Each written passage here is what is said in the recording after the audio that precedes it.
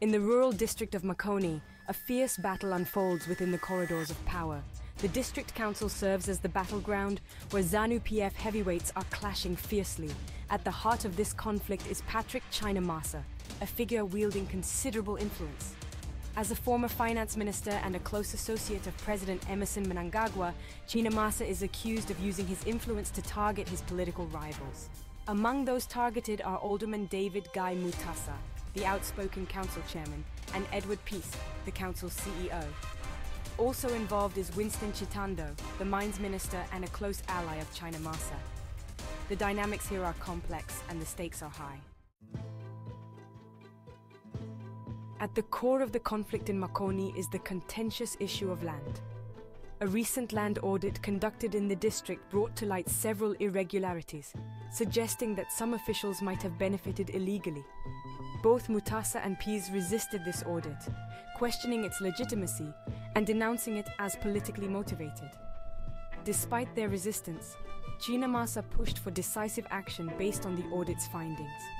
This audit not only exposed deep divisions within Zanu PF, but also highlighted the sensitive and ever-pertinent issue of land ownership in Zimbabwe. The aftermath of the resistance to the land audit was swift and severe.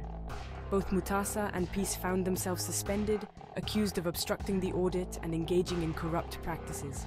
Although Chinamasa has denied any involvement in these suspensions, claiming they were purely based on evidence, critics argue otherwise. They see his influence behind the scenes. The suspensions have sparked considerable outrage, with supporters of Mutasa and Peace taking to the streets. They accuse Chinamasa of orchestrating a power grab, deepening the political rift within the district. Chinamasa is a controversial figure.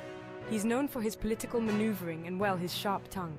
His critics see him as a bully, saying he uses his position to intimidate and silence dissent within the party. On the other hand, his supporters praise his leadership, claiming he is a strong figure committed to fighting corruption. The Makoni case raises serious questions.